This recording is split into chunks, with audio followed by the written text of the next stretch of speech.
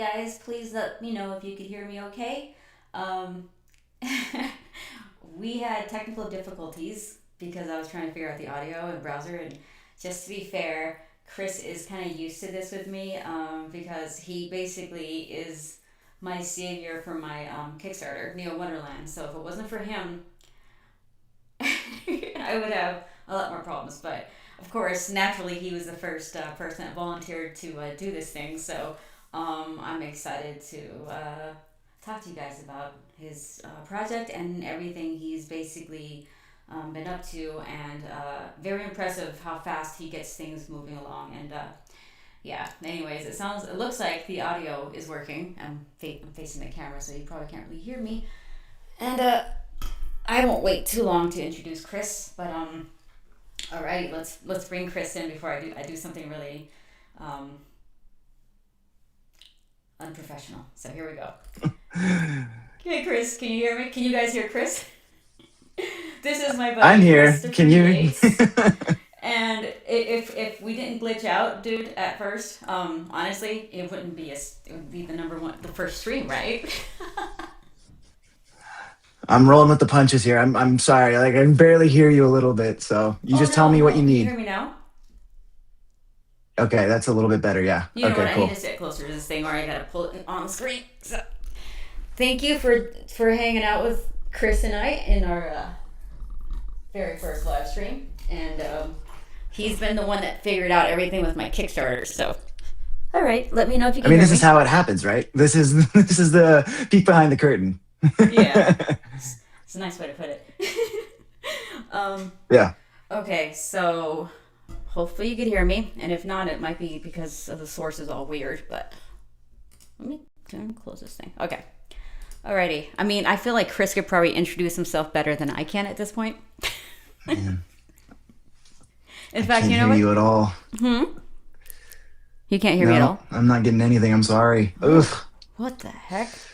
Uh, I'm getting like every fifth word. there's like a delay or something, huh? 1 second. Sorry, guys. Every fifth word. Wonders. Let's see here. Maybe is it me? Can you hear me? Am I okay? Oh, you're great, man. Sorry. Okay. Oh no, no worries. Let me know if you guys could hear him okay and me.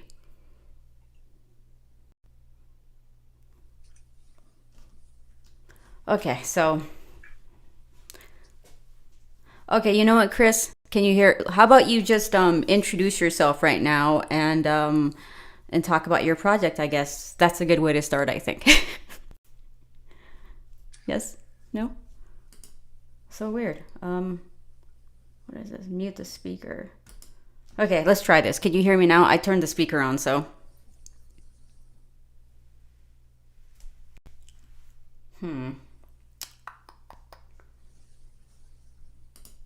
Wonder what happens if I go like this. Video quality? I don't know. Let's do 500.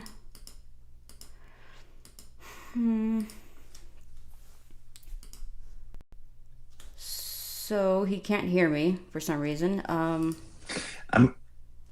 You're just glitching really hard, sadly. Okay, 1 second. So I wonder if I could close this, and if I do that, if it works. Okay.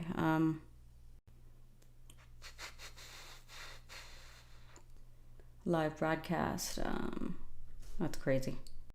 What is it saying? I can't hear you. Okay, 1 second.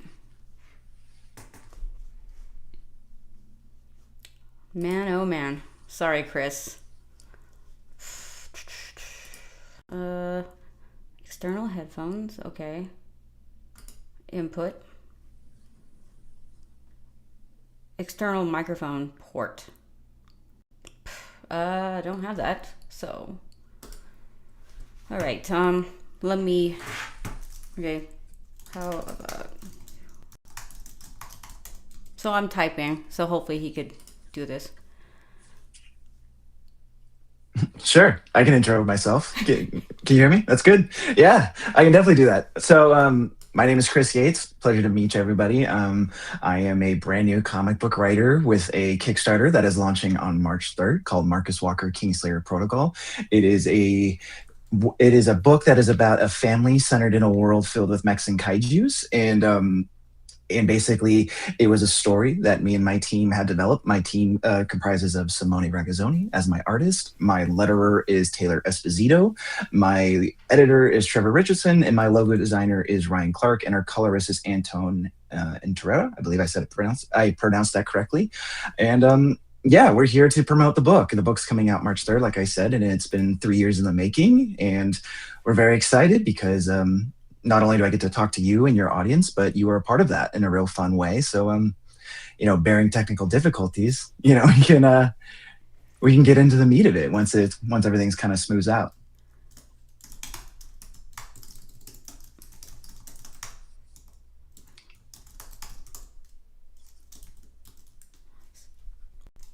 Nah.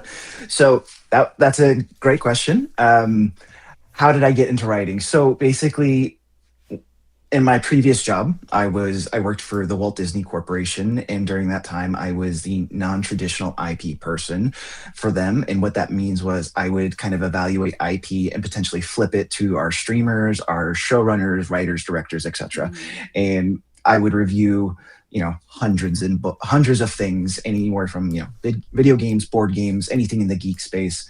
And during that time, I told my boss, I was like, hey, I have this idea for a story. It's something I'm kind of craving. I'm not really seeing it in the books that I'm reading. Again, nothing against those books, but it was just, I was craving something different. And so she's like, hey, you should write it down, and maybe you'll either forget about it or it might turn into something. You kind of just see what happens or comes of it. And so I was like, okay, cool. So I wrote it down, kind of forgot about it a little bit, and then Bob Iger, a few months later, said, hey, we're laying off 7,000 people and we're starting with your department.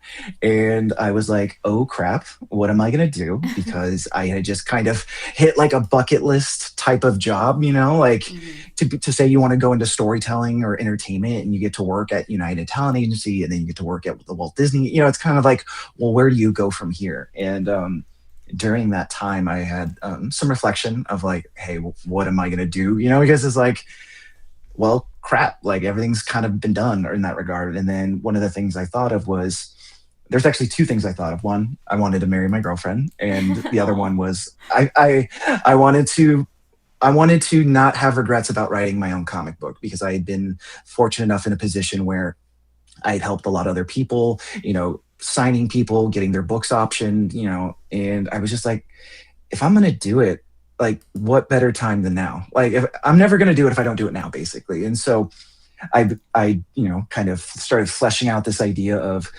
Jason Aaron style, hard on your sleeve writing meets, the kinetic lines of Sean Murphy, but is blending the elements of like a Saturday morning cartoon and a Japanese anime, but it has to deal with brothers and family and, grief and loss.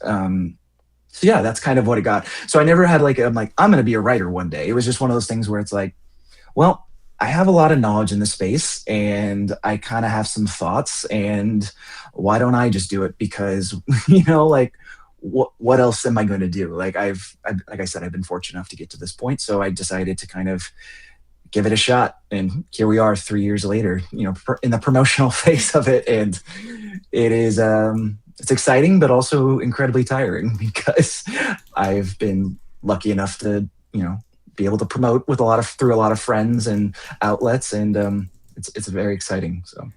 Okay, so let me ask him how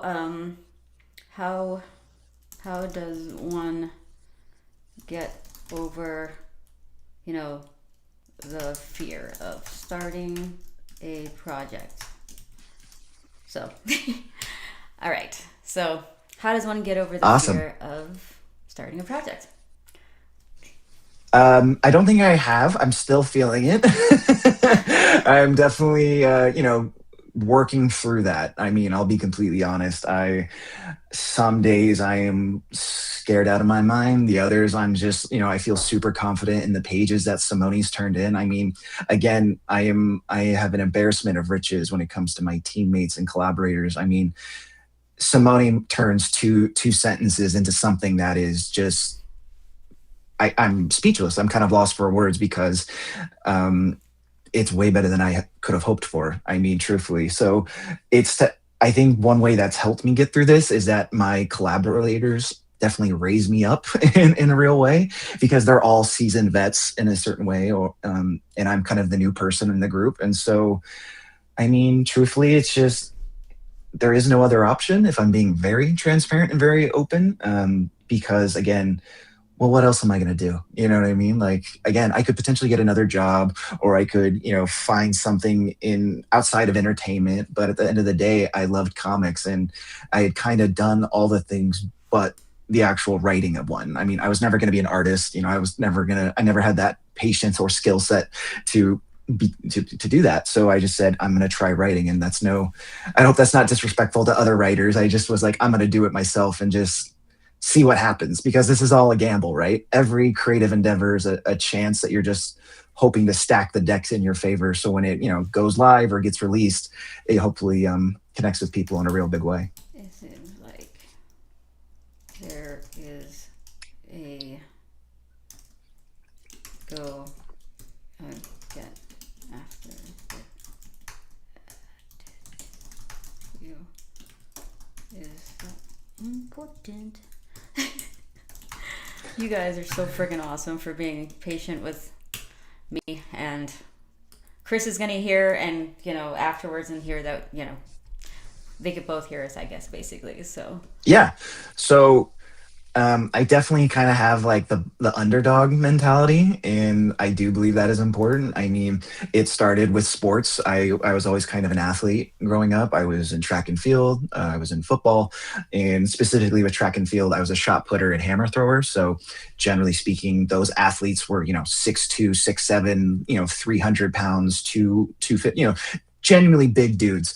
And I'm 5'10", and I was 260, and I walked in looking like a fire hydrant. You know what I mean? Like I had to overcome those obstacles, and so I had to either be stronger or faster or have a better technique. And so having this attitude of people saying like, "Well, you can't do that," it's like, "Oh, that's cute. You think you're a shot putter because you broke your high school record? That's great. You'll never make it in college." And then, I went to junior college, and then I was able to win the JUCO division state championship for shot put. And then they're like, "Oh, well, you'll never get a scholarship." And then I was lucky enough to get a scholarship at Cal State Long Beach. And then they're like, "Well, you'll never be a coach." And then I was like, okay, then I became a grad. And so I kind of just had this mentality of like, well, I'll just show you then. Like if you doubt me, that's perfectly fine, but I'm going to give you a stack of undeniable proof to be like, are you sure about that? And so to have this thing of like, when I bring this kind of mentality to comics as a first-time creator, I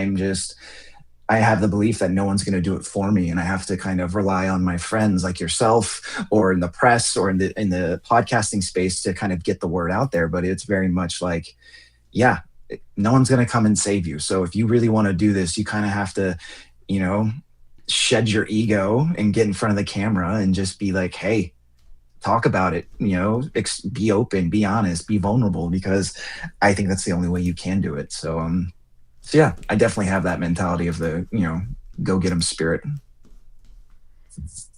So here you go. Someone's like, 1 second. Someone asked Comics for Life, if you could be given the ability to draw, which artist would you like to draw like? Okay, here you go. If you were... Ooh, I heard that. I heard it. I heard that one. Okay. Yeah. Okay. I think it's working, Chris. Okay.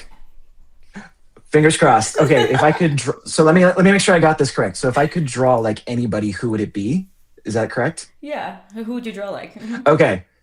Okay, so I'm not going to say Sia Oyam because that's a cop-out. Let's see. I mean, in Sean Murphy we trust, right? I mean, the guy is a legend. And if I'm not going to say Sean or Simone, because again, I don't want to give out the obvious answers, man, who's someone I really look to? I mean, Mike Mignola is great because of, Hellboy, obviously. I mean, I'm a big fan of his Lord Baltimore run. I know he didn't draw that per se, but his cover designs for the book were phenomenal. When it comes to like the big two, or big indie creators. I think Ivan Reyes is pretty good. Hyde Street is probably my favorite indie Hmm. image book at the moment. Or if I had to go Marvel style, I guess, or Marvel books, I think Russell Dowderman's phenomenal. Ryan Stegman. I mean, the list goes on and on and on. I mean, it just depends, I guess, what type of story you're trying to convey. So Hmm. I guess it would depend on the mood if I was able to switch my personalities. But I think all of those artists are super talented. I guess my follow up would be, have you tried drawing before at some point early in Yeah, life? when I was younger, I had a very rudimentary skill set, and I just realized I did not have the patience. I never could get the eyes right, and that always bothered me. I'm like, these just look like circles, you know what I mean? And I know they are, but they just never, it never spoke to me in a way I'm sure it does for you. And so I would doodle. I'm a very strong doodler, but no, I never had I truly just never had the patience to sit down and be like, okay, how do you composite something? How do you design something? I mean, that's a whole skill set that I just never strive for, truthfully. But I mean, what's so impressive about you and your team is the fact that you guys came together and you finished basically, and you have this team that worked together, and the book speaks for itself, where it is clearly cohesive. Whether it's story, the coloring, I'm sure the lettering. I'm going to see it later today, and the art. It's just like to be able to do that, to put that together. A lot of people do ask me. Um, Doodly Don loves doodling too. Sorry, he was like, our fans are so awesome. But yeah, it's just the idea that you could do that. Like, what kind of planning went into? I know we have the fear of not finishing something, but to plan it and to get it done and get it this far without having any prior experience per se, working in comics as a writer or artist. I mean, how do you feel like that came together? I mean, your organizational skills are insane. So, can you explain how you got to that point? Yeah. I think for me specifically, I wanted to be able to hold this comic and put it on my shelf more than anything. Like outside of, my girlfriend becoming my wife, truthfully, like my kind of life's mission was to say that I wanted to be able to look my dad in the eye and be like, hey, I am, for whatever it's worth to you, like your son is able to say he has no regrets in this life. And that's kind of like the motivating factor for me, at least, is that, again, it's kind of a broken record, but it was very much just like, I want to just get this done. I want to see this done. I believe in this story. I believe it's something, of quality. My team is obviously very, well able to execute. And so truthfully, it was just showing up for not only Simone, but for myself. I mean, yes, there were days where like, this sucks. I hate this, banging my head against a wall. I do not want to do this. But at the end of the day, I knew it was going to get me to the end point, which is kind of this, being able to talk about it and publish it. And so truthfully, it was just, okay, one foot in front of the other. Some days are going to be good, some days are going to be bad. And I just have this belief that I'm going to finish this book because I want to see it on my shelf alongside, the Jason Aarons, the Sean Murphys, the Russell Doddermans, all of those people, because why not me? I mean, I know some people believe that there's gatekeepers in comics, and I don't think there is. I just think we have this thought that there is, but in truth, I don't think there is. Because if I could say anything, like I can say is that you can do this. It's just a matter of, are you going to let your excuses win over you, kind of a thing? Are you going to just give up? Because at the end of the day, like, you have to do it yourself. No one, again, no one's going to save you. So I think for me, it's just making sure that I believed in it and I believed in my team. And again, Simone was, to see the work that he's done. Again, I found him through Instagram because of his Power Rangers. I believe the series was New Dakin, the Ranger Slayer miniseries. And I knew he would crush the art, like the big kind of kinetic energy and splash pages. Like I knew that without question. But when I started handing him his scripts and seeing like the character choice acting and like the softer, quieter moments, I'm like, oh, wow. Like I really hope that we're able to kind of put this in, let's say the DC or Marvel people, or if I have to do it myself at conventions, not because of me, but because of him. Like this dude has worked so hard for so long, and I feel like he hasn't gotten his chance. And if I'm able to shine a light on him so he can then blow up, rightfully so, I would love that. And so again, it's just kind of being respectful of my teammates and my collaborators and be like, hey, we need to get this done because I said we would do this and we kind of have to. And one of the things is like Simone doesn't speak English. And so he's not able to join these kind of interview or, Zoom calls. And it's a bummer because I would love for him to be a part of it. But it kind of is what it is for this moment. I mean, who's to say he may not learn more English by the time second one or third one comes around and he's, able to jump on with us. But if my kind of cross to bear is to be a champion of his, I mean, please, happy to do so. And so I think that's kind of also the additional through line is like, I want to make sure that my teammates, I'm a man of my word. And if I can build that with them, I kind of have to keep myself accountable. So. And working with you, even though brief, on my book, because it was pretty, the pacing was just like, let's go do this. You and I are just like, let's go do this. Like, oh shoot, now we gotta go do this. But honestly speaking, if it wasn't for your words, like, hey, if you need me to take the floaties off of you and then get you going, let's do it. And we just kind of had that same vibe going with just getting after it, and I think that's so important. Sometimes you do it first and then think later in a way, and I feel like that's how you get a lot of these really big projects done, like granted you have to be a little bit more careful about like not spending too much time and money on stuff, but I think that inherently you already know if you're going to do something like that, what goes into it is going to be a lot, but you just have to take all the nerves off and do it. I mean, in all fairness, that's kind of how this whole podcast thing happened with live. I'm like, well, I learned about it, but learning about it on the internet and actually doing it are two completely different things, as you know. And so I think you just have to get those nerves out of there.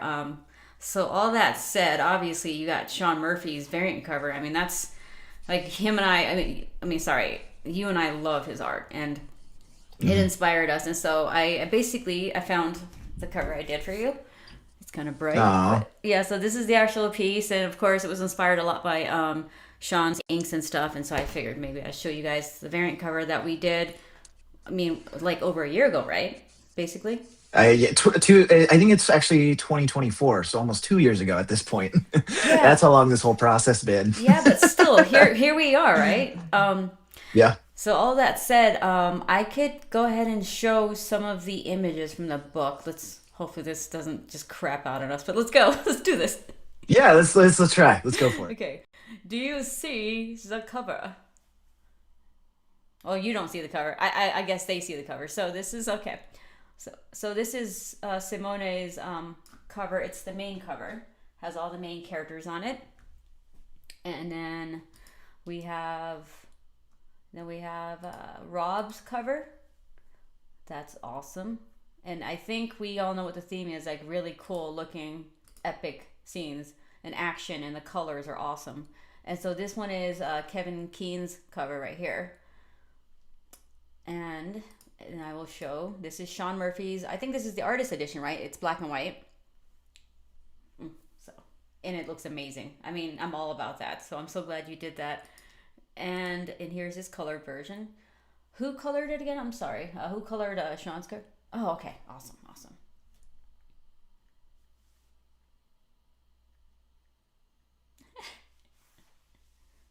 Oh, nice. Super cool. And then here is my cover. I colored this one, and this was so much fun. I was like, Mex, I'm all in. So it's so cool.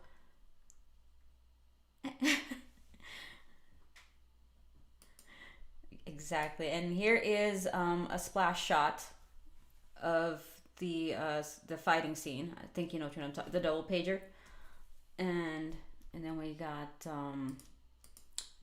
the black and white, also a double pager, super awesome. Oh no. Okay, 1 second. Sorry. So let's go back to the stream HUD. Okay. So they can't hear you all of a sudden. Can you hear me now, you guys? Everybody? I can hear you. Okay. So crazy.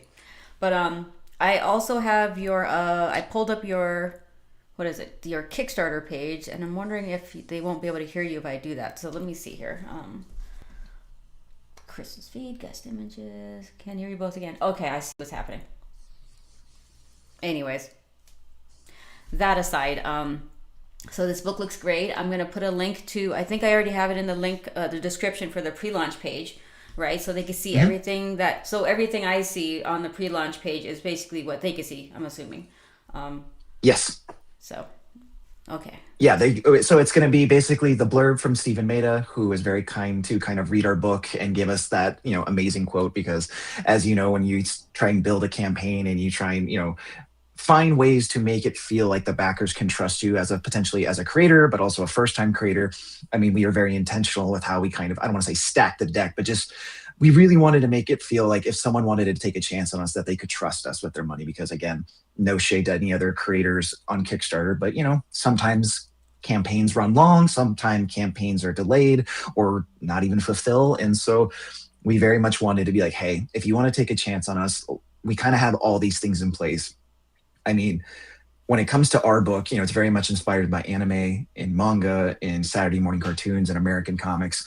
Who's that person at this moment in time that could be kind of that, evangelist for us? And luckily I was able to find a way to connect with Steven, and I sent him the book and he said what he said, which was very kind of him. And then, yeah, there's a video of kind of like a splash video ad on the page as well, which kind of infuses more of like the musical energy, because we did believe that when we were crafting this, that we had kind of like a metalcore, fast-paced, kinetic energy, and so we infused that into the video. And then you saw the comic preview pages, I'm sure, that you just went through, and then the artist edition, and that's the one thing we're super excited about. So as you said, we're offering Sean Murphy's Black and White. That is going to be the only version of that you can obtain is the artist edition. So if you want Sean's work, or if you want those black and whites, you have to get the artist edition. And we're also going to be having Simone's kind of halftones on full display. Again, we're inspired by manga. We're not hiding from it. So we really wanted to just be like, hey, could we do an homage that wasn't, culturally appropriating or just, taking from them in a way. So we just figured, oh, let's try it in great, halftones, gray tones, or grayscale, however he calls it. So yeah, and then once the campaign goes live, they'll be able to see kind of all the variant covers we have, as you just said, from all those artists. And then for those who are really into commissions or pages, original art, Simone is actually going to be opening up his commissions list for our Kickstarter. Nice. We may even have some color options down the road. And he's also going to be, for the bigger tiers, so there's a page on the preview page where Marcus is going to the Crave, which is our K-Rave. And he's going to be selling that. And then there is a spoiler page. And this is one where I'm very interested to see what happens, because, again, it is a moment in the book that is the big reveal or the big kind of climax shot. And I don't know if I'm going to regret selling it, but Simone's like, we're doing it. And I'm like, oh, okay. So we're not going to reveal what the page looks like, because it is going to, spoil everything. And so we're just be like, if you really want to give us a shot and you believe in the project and you're like, yeah, this is cool. And so, okay, cool. Here you go. And then the last, and I'd say biggest tier, depending on how things go, is Simone's actually going to be selling his cover. Nice. So if you really want a piece of Simone's work, or, an integral piece of our story, you can have that as well. So.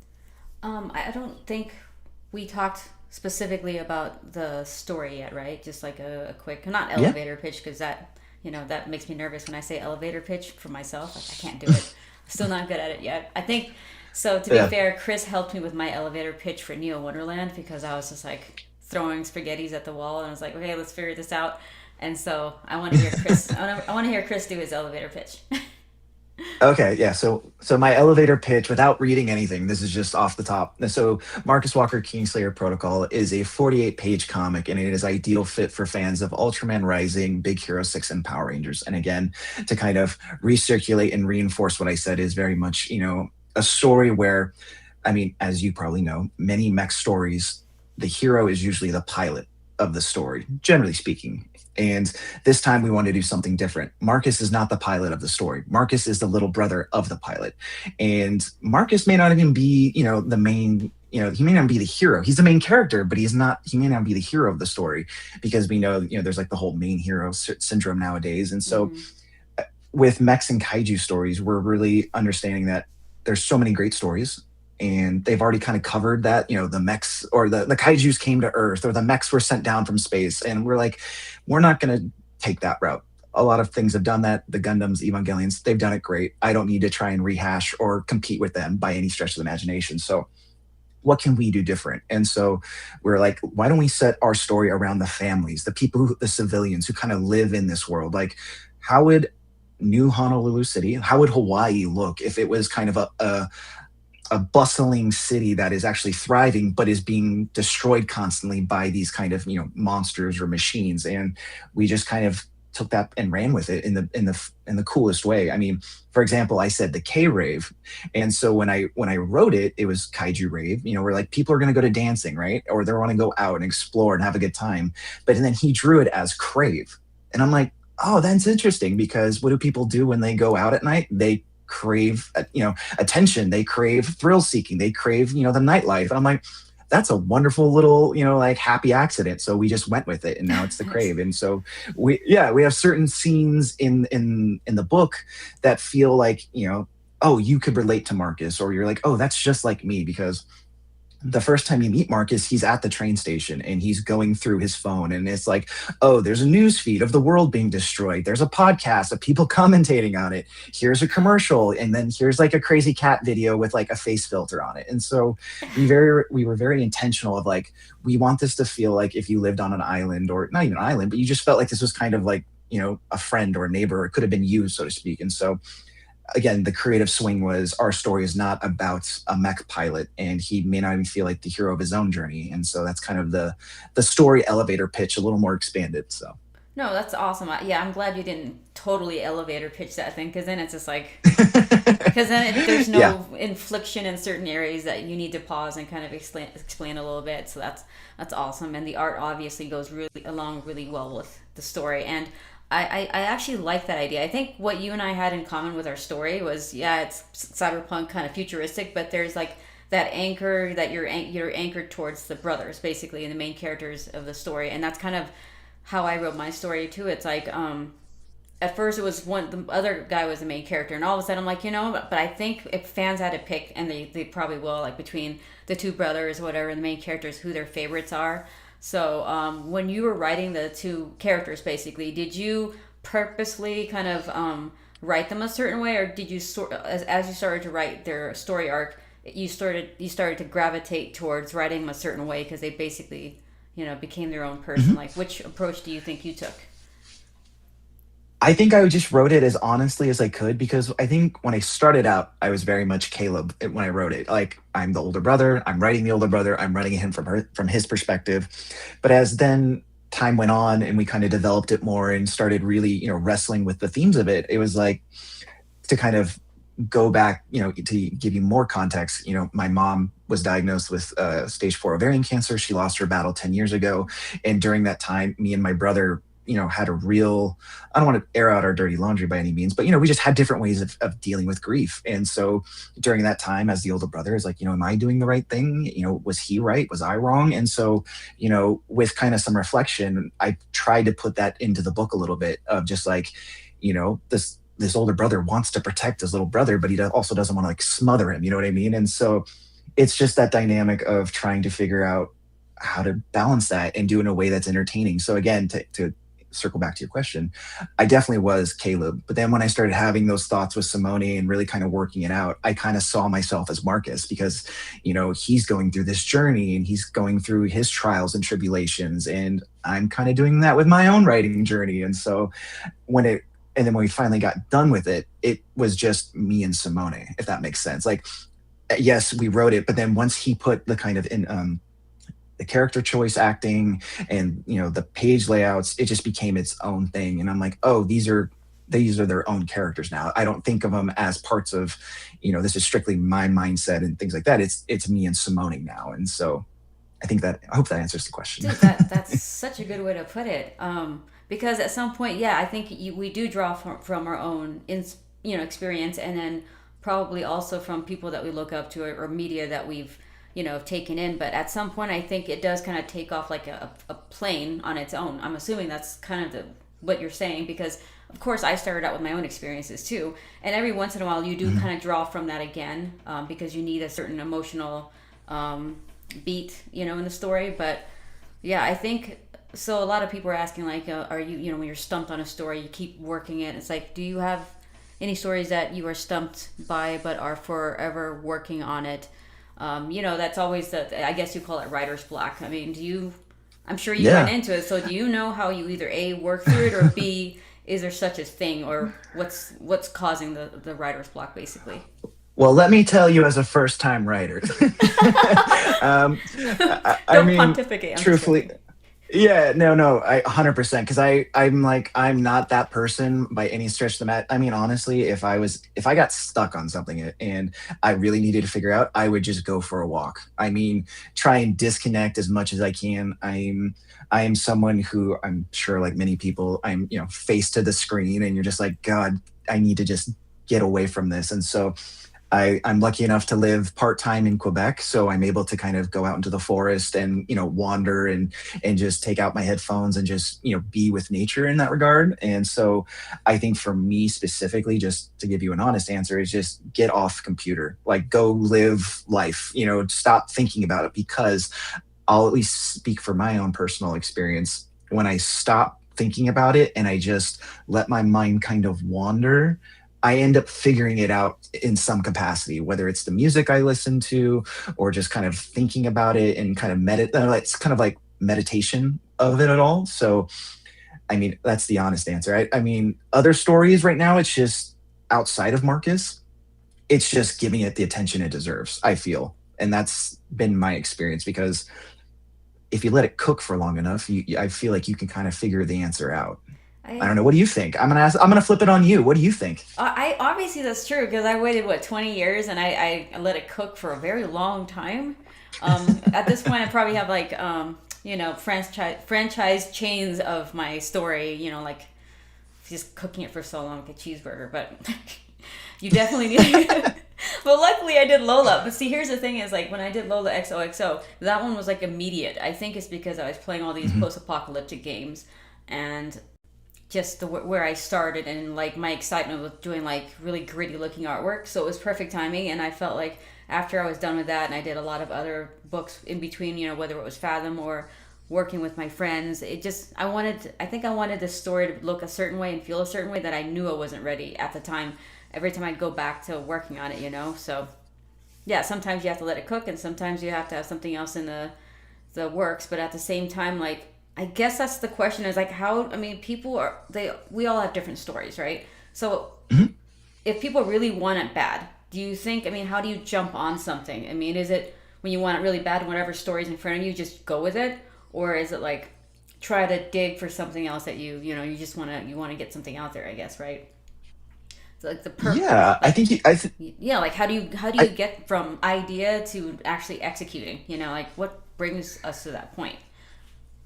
I think you have to just drag yourself to however you write, whether it's your notes app, whether it's a pad and a pen and a pad, or a computer, or even voice memos. I think you just kind of have to find a way, whatever your way into it is, just do that. Like, you know what I mean? Like, for me, half the time I wrote Marcus, I would be in the gym or in yoga. So what I would do, my yoga instructor would give me so much crap, because he or she would be like, "Why do you look so pissed off during class? This is supposed to be a happy time." And I'm just like, I'm just thinking in my head, which I know I'm not supposed to do. I'm supposed to be breathing, being in the moment. I'm doing the Yeah. exact opposite thing. I'm actually like writing in my head. I'm like, "Ooh, that's a good spot." And I'm just like, "Okay, now we go to eagle pose." And I'm like, "All right, I should be present." Um, and so yeah, I think it's just figuring out what works best for you. I mean, I'll be doing reps and sets, and the next thing you know, I'm like, "Ooh, that's a great idea," and I'll just write it down so I don't forget it. And and then over time, I have like thousands of note tabs, and I just, okay, I'm gonna highlight them all, put them in a Word docket, and just, okay, what makes sense, basically bullet pointed out. Okay, if there was like a almost like a flashcards or index, it's like, okay, Save it. this would Yeah. go here, Hmm. this would go here, this would go here. All right, now how do I flesh it out? Okay, I have, like, let's say 20 beats, I have 20 pages. Is it one per page? Is it maybe, you combine two to make a splash page or whatever? So it's a very rudimentary way of doing it, but for me, that's kind of how I started out as a Hmm. first timer. So you're saying you literally have note cards on paper, right? It's not just computer. Yeah, it's Yeah, awesome. I've had some for sure. Yeah, and I think it was it Save the Cat or which book was it that kind of beginner screenwriting book that talks about the note cards and I know Francis Save the cat for Manifold. Yeah, it was Save the Cat, right? So you guys, if you want beginning writing and the cover is cute, it is literally a cat with a white background. That's how you start. I think it's note cards. Note cards it gets your mind to physically kind of think about how it's going to look, especially for me because I'm an artist. I kind of need to physically see it. And whenever I start writing on the computer and I didn't have the physical touch of writing it on paper and jotting it down, it just doesn't, I feel like I get stuck. So that's just me personally. I don't know. I mean, you sound like that's what you also prefer as well, is like the physical aspect of looking at your story, writing it down, and, you know, seeing it, I guess. It's like manifesting it. And Right? and of course, and another author that would be a great way of who does this is Ryan Holiday. He's a big Stoicism writer, philosopher, and Mm-hmm. his books. I mean, he has card catalogs of just cards of how he does his books. So his books are just note cards, note cards, note cards, then puts them on pages, and then takes the pages and expands upon them. So yeah, that's another one who does it with success. Well, you know, John recently started to read Ryan Holiday's book. The one thing that I guess he got really hooked on was one phrase, and I agree with this completely. It's the obstacle is the way. Like, don't go around an obstacle, go right through it and find a way. Explain more recently, especially because now your Kickstarter is happening very soon. Like, what is the obstacle and how do you get through it, not around it? Like, what does getting around it look like versus what going through it would look like? I guess. What's the Yeah. inherent reaction to that kind of thing? You know, like do you don't Yeah, mind going through it? my gut instinct to how it pertains to Marcus is that if I wanted to go around it, I would have settled a lot sooner with what the book potentially could have been. I mean, we were lucky enough to be with a former publisher and it just didn't work out and we really believed in it. And, again, it was just trying to fit a square peg in a round hole, like it just, as much as we wanted it to work, it just wasn't, because we were trying to match the cadence of, potentially a monthly release. And we were like, you know what? It is, again, no shade to anybody, but it's just, this version is doing a disservice to our story. And so we quickly realized that we wanted to do something different. And so, we had that hard conversation of like, are we about to separate from a publisher that we respect and, take even longer to get this book out? And we decided, yeah, we're gonna go the long route. We're gonna do it ourselves and go through the problem. And that is, we're gonna make sure we're gonna put out the story we want to tell. And if it takes 2-3 years to do it, so be it. I mean, I can give you a peek behind the curtain without, putting anyone in a bad light. One of the things I had to struggle with multiple people is you shouldn't do a name book, because naming something like a name doesn't mean anything, because the association, they're like, well, Walker means like Texas Ranger. Like people are thinking it's a Western. And I'm like, okay, well, my book is not a traditional mech book, right? My hero is not the pilot. So I can't call it like Ultra something or, robot something, because even though it does feature that is a part of our world, that is not what the story's about. So my gut feeling was, I always clashed up against it, because it is about Marcus Walker and how he interacts with this thing that is called the Kingslayer Protocol and how it affects him, because his family is a part of it. His brother is the pilot. His dad runs the program. And so for me, when I named it, it was very much like, these are the two parts of the story. And yes, they are kind of at odds with each other, but if you put them together, at least in my head, it encompasses what the story was. And so that was one of the things where it's like, we're not changing it. Like, it is what it is. And because if I changed it and it failed, I would have had to live that, me and Simone would have had to live with that failure, and it had been something named whatever else. So as long as it's named Marcus Walker Kingslayer Protocol and it doesn't work for whatever reason, let's say, I can at least, hang my hat up high and be like, or hang my head up high, excuse me, and be like, yep, I'm cool with it, because it's exactly the version we wanted to make. So that, I guess, to answer your question, is we took the long, by taking the long route of doing it ourselves was actually the way through. And so that's why now, we're able to build all of this. I mean, like, the fact is, we got these covers, yourself included. We got the Steve Maida quote. We did all these things with press. Like, that is me and Simone. Like, we did all that. And I don't want it to sound weird, but it's like, we get that credit, if that makes sense. Like, I don't want to say like, oh, we deserve that credit. That's not, but I'm just saying, like, we are trying to build this buzz and this kind of, press campaign. And it's like, we want that to be reflective of the work we've done. And so, yeah, I hope that answers the question. And I have, not to pivot too hard, but another book I could, that would make sense for this, and it's Ryan Holiday, is called Perennial Bestseller, or Perennial Seller rather. And it's basically how does a book sell over time? I mean, yes, it's usually in print for a very long time, but you have two marathons. You build the thing and then you have to market the thing. And I use that as almost like a guide, truthfully, between, making Marcus, promoting Marcus. It's like, what are the books that mean, that stand the test of time? And it's usually, has to deal with human emotions or stories, love, loss, anger, grief, revenge, those kinds of things. And so we use that to kind of tie it all together to kind of get us through to this point. So I highly recommend, if anybody wants a good book to read, not to give out homework, but Perennial Seller by Ryan Holiday is a great book to kind of learn from.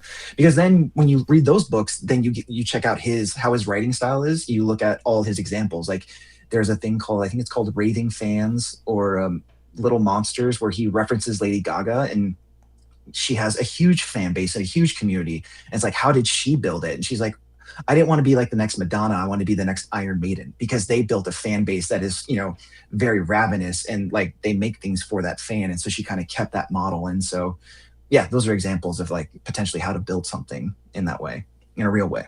And I think it's interesting because comic books it's a visual medium, and we know that you should have a good story at least. I mean, but to get Hmm. eyeballs on a writer and becoming a writer, I feel like it's so much harder in comics, especially than an artist like myself, because it's so visual. So the question you can imagine, the one I get the most is, how do you get people to read your work or get professional work or get your work out there to get to be part of a book or to get your book out there? I mean, you know. Hmm. How would you do it now in I 2026, I guess, as a writer? Well, that's a wonderful question. I think, what's the story behind the story? And I basically have to, if I'm putting my marketing hat on and I'm trying to answer your question honestly, I have to be able to tell my story in a way that is informative, and also, you know, entertaining in a way. I guess that would be. I mean, I don't want to be like full on Stanley or Kevin Smith, because like, they're very like over the top and kind of, showboaty in a very respectful and fun way. But it's very much like, okay, you don't know who I am, so I have to tell you who I am in a way that is direct, concise, and it makes sense, and hopefully makes you feel like you understand where I'm coming from and what I'm asking from you. And so, to basically say, I had to live a life outside of writing to then be able to write, I feel.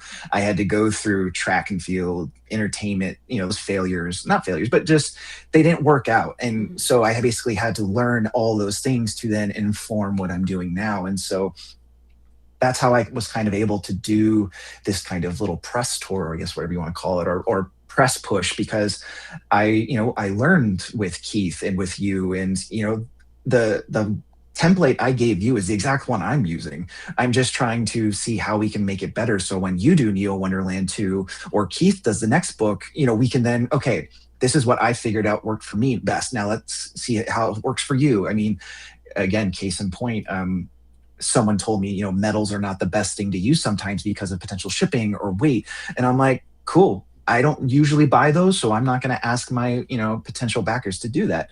And so it's all learning. And so if I could basically sell myself that isn't too salesy, you know what I mean? Like, it's almost like, I want you to just hang out with me and see if you like who I am, because if you like who I am, chances are you'll probably like the book, because also I believe in Simone and it's a visual medium, and my two sentences look way better in his hands and how he designed it and drew it. So I think it's just being vulnerable and like being honest. Like, again, I'm not going to come on to your channel and tell like, this is how I think writing should be done. No, like, I'm a first time writer. Mm-hmm. I've been in the business for like 7 8 years, in the background, and so I've just seen it done this way. And so I had the time to kind of prep and kind of put it all on pen and paper to be able to kind of refine it over time. You know what I mean? Like, this isn't like this happened in a year. You know what I mean? Like, it took a while to get to this point. And so, I'm being long winded, but I guess the best way to answer it is just being vulnerable, and just, having a story to tell about the story. Yeah, exactly. I think even with like a piece of art, it's not just the art itself; it's also the story behind it. Whether it's a Da Vinci or a Picasso or a Van Gogh, and in modern times, there's plenty of artists who there is a story behind the story. Whether it's the creation, the artists themselves, but there's a full package. I feel like that you put together in a sense. I guess that's how I would put it. So nowadays with social media and now we have AI to contend with, I feel like my personal opinion is like the human connection now and the stories behind the things being made, especially art. I think is very important. I don't know if you what your philosophy on that is, but because they're I mean, gonna keep 100%. having new social media and you're gonna have more and more AI regardless, and so there's got to be something that grounds, I guess, all art forms at this point. But do you have like a philosophy, I guess, on the fear of AI taking over jobs, or I mean creative jobs, I should say more specifically, or what's your I outlook? mean, I mean, to be completely fair, like I don't think it's gonna overtake real art, truthfully. I feel like it's probably gonna be a tool, kind of how it is now. Like I don't think it is not gonna be able to feel, I mean, this is just me thinking right now in 2026. I don't think it's gonna be able to feel the real core elements of what it is to be human. It may try, but it's not human. It's not, I mean, you know what I mean? It is artificial. I know it's a very obvious answer, but it's, have you felt death? Have you felt the loss of of your first love? Have you had your first kiss, or have you tried to get a job and not had it? Like AI doesn't have those experiences. So I don't think it's going to take over jobs. I mean, it'll streamline some things, unfortunately, it'll make some jobs obsolete, unfortunately, but I don't know if it's, I don't know if the sky's falling just yet. I mean, I could be wrong, and I'm sure I'm sure Skynet's listening right now, and they're like, okay, we're gonna keep tabs.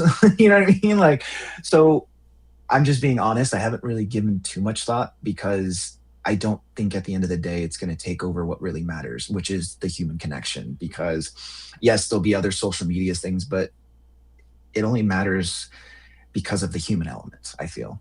Oh, And like that's how I was able to kind of like push and do all these things because these are my friends. Like the reason I'm able to talk, and do all this stuff is because I've done the work of trying to make the right friends, and not to sound kind of cold about it or methodical about it, but it's just like, okay, how do you do that? Well, you learn like who are the cool people on the internet, who are the press people you should talk to, and just find a way to make, again, to kind of go back to the previous thing, like just make yourself feel like it's easy for them to do their job, because their job is to kind of get cool information out or to get the next hot thing out. And it's like, if you think you're that, position in a way where it's easy for them to just do it.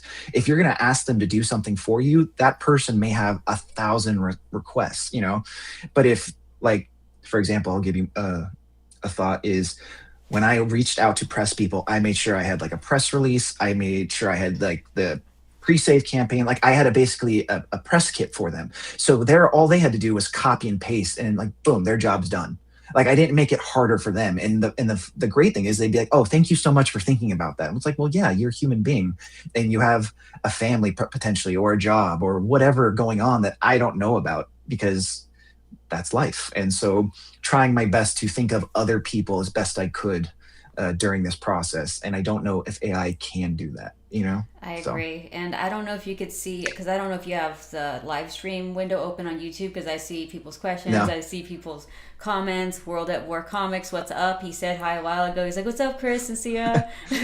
What's up, Thomas? I mean, usually what I do at the end is I scroll down and I say bye and hi to everybody. But I mean, this is Yeah. such a great conversation, so I don't want to take the floor No, away I from mean, that. But yeah, it's pretty awesome. no, whenever you want to take questions or whatever, I appreciate your questions because they're different and they're unique, and there's also like a genuine respect. I mean, we've worked together. We've Hmm. known each other now for at least 3 or 4 years, it feels like. So Hmm. no, I'm happy to just roll with the punches. No, I'm so glad. I'm like, dude, I'm sorry, Chris has to be the first. I mean, I don't want to call you a guinea pig, but I do think guinea pigs are cute. Ah, But it is. Yeah. but I feel like it worked out okay because, honestly speaking, I think I trust you. I have faith in what you're doing, and like rolling with the punches. It's not just for this live stream, but just in general as an artist, and also being introduced to all this AI stuff. And I think I kind of like brushed it off in a way where I was like, I know it's gonna cause a lot of chaos, but there's a lot of faith in myself, and then also people who really care about what they do. I know it sounds kind of cold in some ways, like you're saying, but at the same time, it's just important to keep yourself grounded and realize like you have one advantage that AI will never have, and that is you're human. You have the human experience, and that's what other humans crave and want. at the very least, I could say that about, art and people who really want to make it as an artist. So, um, And yeah. just to add on to that, just to put a nice little cherry on top, I think Ben Affleck said it. I saw a clip of it, and he said it really eloquently. And I'm probably going to butcher it, but I'm going to try. And it was what I took. Well, I'll say what I took from that was he basically said AI is the means of everything, right? It never stays on the edges. And what's the best part of the stories? When the story doesn't feel like it's rounded off, and it's just kind of this perfect thing. Like some of the stories we love are the ones that aren't perfect. They're the ones that kind of have that kind of rough around the edges. Those are the things that we actually appreciate about the thing, because you know to use another example, some bands don't want to know what their fans favorite music is track is from a new album, because it's like they're like, oh my god, I love this song. They're like, oh, I hate that song. You know what I mean? But that's the human element, because they just, oh, it's different because, oh, that song took us forever to record, or it just didn't come out how we expected, but that fan loves it because it's different or it's unique, because they maybe went to the extremes of their personality or their creativity. And I don't think AI can do that, because AI doesn't live on the ends of that creative spectrum. It lives on the medium Yeah, of because what they everything. did So it's is took kind of, everything and whirled it into a little circle, and now they're just pulling from everything, and that becomes, like I said, it's very chaotic, and yeah. the reason why we love art is because it's humans, and I think I mentioned this a couple of times in my live stream. Like we want to watch soccer players that are human playing against each other. Imagine if it was just a bunch of robots. No shade to mechs or robots, but it's gonna be like there's no human. What is it? What am I? There's no human sacrifice, or there's no loss or sense of the word escapes me. The reason why, like the Uncanny Valley and CG movies, there's no risk of death or whatever or loss. Yep. Whereas when it's human, you're there watching it because you can lose, you could die, you could just the sense of loss and joy, knowing that, well, if that person's happy or that whole thing happened, you can relate to it, or I can feel that way too. Imagine if I was prompting like at the beginning, and I'm chatting with you, and you're like an AI bot. I'm like, so I'm talking to my writer friend here, and I have to type in some prompts, and then Chris is gonna tell me exactly how it's like to be a writer, and it's gonna give me feedback from a writer who's been writing for like 50 years versus someone who's finally started writing and now he has his own journey, where it would be a lot easier for people to relate to you and you could teach them something, versus Stephen King, for example. Like, try to have him dig out from like his 50, 60 years of writing how to give you feedback. He's probably just going to say, oh, you know what? Just write. It's like, okay, that's great. On a typewriter? Yeah. I mean, what are we talking here? Yeah. I mean, the book on writing literally just says show up, write, and that's it. Like, that's pretty wonderful. Much on writing. What is, yeah. Uncensored nerds, where's my invite? LOL, joking. He's not joking. He's serious. Oh, Tim. I'm sorry, buddy. We could barely get two of us to work and function correctly, let alone like me adding all this stuff. It's like, oh man, my computer's just going to explode. But this was a great learning experience. I'm going to go figure all this out. And knowing me, I'm probably going to do some editing and have it so that we have two different versions of it. We want to leave, like you said, the rough around the edges. And then I want to have one where it's like super pretty and stuff. And it's just like, if you guys want to get something out of it, that would be... Oh, wait, someone just said... Yeah. So John Brown just said, Artist Alley would be pretty boring if it was just AI. Let's picture that. Yeah, everybody would have the same art, right? Yeah. Man, so... Yeah, it would be terrible. We could sit here and talk forever. So is there anything you wanted to add before we close this out? And then, like I said, I'm going to put the link to the Kickstarter, and also we're going to collab on our YouTube channel, so you guys could go check out Chris's YouTube as well and make it super simple, to get a hold of everybody. Yeah. So some things I can say just to wrap up. So me and Simone, we will be at MegaCon Orlando. So if anyone wants to come see us in person, we'll be there. And then we're going to be doing an ash can. I think it's going to be an artist edition ash can with Sean Murphy's cover. So if anyone wants to come by or, and support and check it out, we'll be selling those. And I guess if I had to finish it out, I just want to say thank you. I know this was a test kind of run, but truly it is not lost on me that you have built something over your career, and the fact that you were kind enough to share it with me and giving me the opportunity to talk about my book with Simone and my team.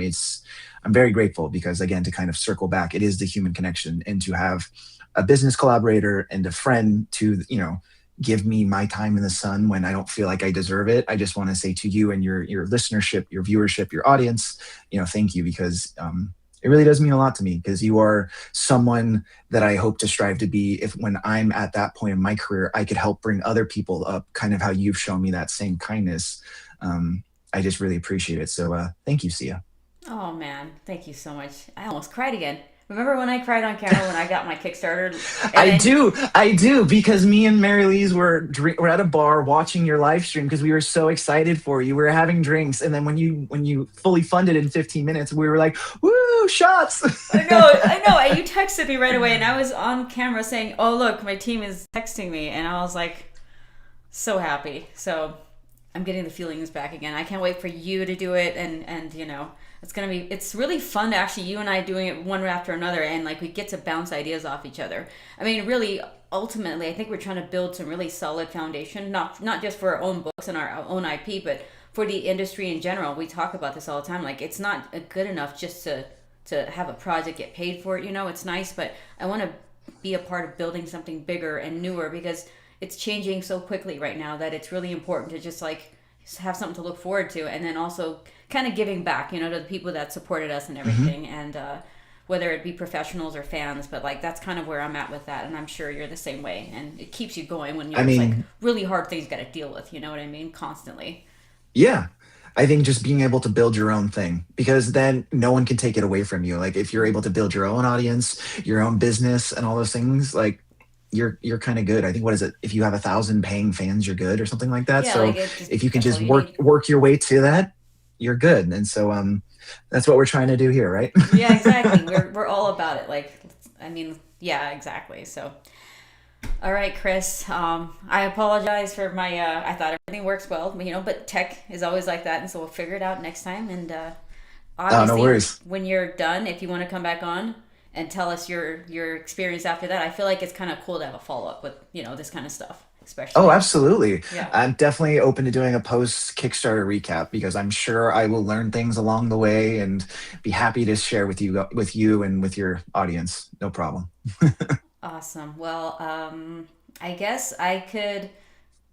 I guess I'll I hop could. off. Yeah, you could probably hop off, and then I'll try to fix what I'm Okay. doing here, and then. All All right. right, you guys, go Thank you home. again, guys. Appreciate it. Of Yeah, thank you so much, Chris. I'll talk to you soon. course. All right. Bye. Bye. All right, you guys, thank you so much for joining. And 1 second, let me leave this to make sure. Okay, so thank you so much for joining me and Chris and everybody in the chats. Usually I scroll down and I say bye to everybody, or scroll up. Yeah, sorry, scroll up. And I've seen some of your comments. I'm sorry I didn't get to respond back, but hopefully I was able to ask Chris a lot of the questions that you guys had in mind. And if not, like, we could always do my next live stream and I could do some follow up. But I feel like it's important to, speak to writers and people who are just starting out, because a lot of us basically feel like we're just starting out. And he's a testament to basically getting things going, moving fast, and kind of being very passionate and having a sense of belief. And oh no, Vince, dude, Vince, I just let Chris go.